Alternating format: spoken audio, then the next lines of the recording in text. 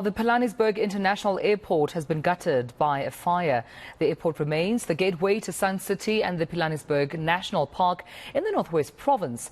On the eve of Tourism Month, we assess the impact of the damage and what the alternatives are for now. Our reporter eNCA's Bafedile Moerane is in Mokhwase at the moment to give us the very latest. And Bafedile, a very warm good morning to you, colleague. I mean, what are the details surrounding this fire out in Pilanesberg International Airport and its current state? Well, Tumelo, the government in the Northwest is saying that investigations are still underway and it is not clear what exactly has caused the fire. But when we arrived at the airport in this morning, there were police officials on the ground heading to continue with the investigations. And I believe that you have seen on the visuals that we have seen earlier on that there's still smoke that is visible. And those are some of the remnants from the fire that gutted the airport, some parts of the airport yesterday.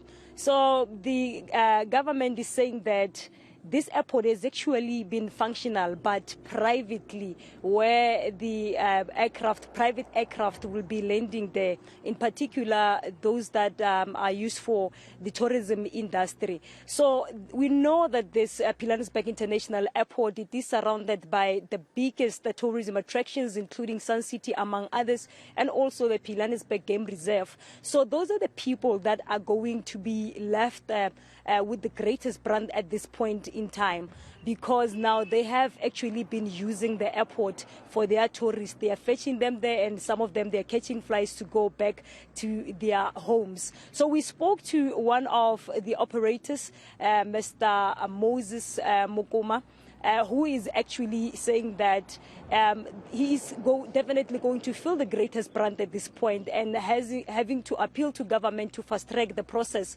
or to come with an alternative to ensure that they do operate as they've been operating. Let us listen to what he said to us earlier on there, Tumelo. We are tour operators, and it happened for me to be one of the Jeep Tour, meaning the Greater Pilanesberg Tour Operators Association. I'm one of them, and in that association we are about 38 members, and we are servicing about 150. We have created 150 direct jobs. So in this sense, even if it's not functional to the capacity, but it helps a lot. Like 2 days ago, I came to pick up one of our guests here and take them to Sun City. And over and above that, there comes $1 million Nedbank $1 million golf challenge, whereby we were going to be busy with this international airport. And I am told that it will operate, but it will operate unmanned, meaning that yes, the plane will come and land, but unfortunately there will be no control of who's going where. But our staff will be here to take care of our guests.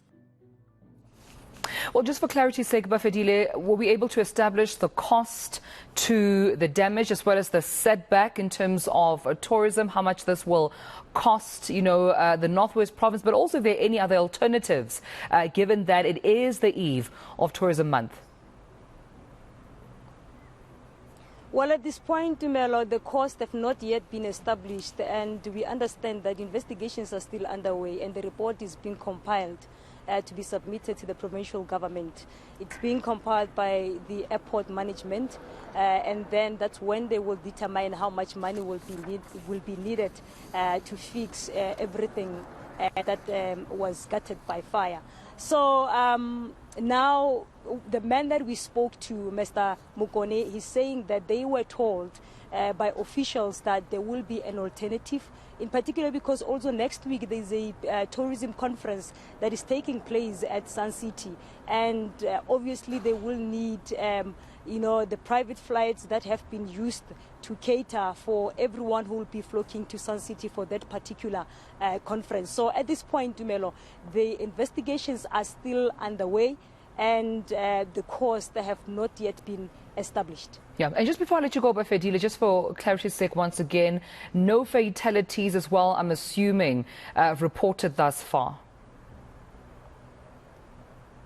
There are no fatalities or any injuries that have actually been reported. We understand that the firefighters tried to respond on time, but however, a lot of equipment that was in that particular aircraft, actually at the controller building, were gutted by fire. So they are really at this point still establishing as to how much all those things will cost, and then that's part of the report that will be compiled and be submitted to the provincial government, which is the Department of Public Safety in the Northwest.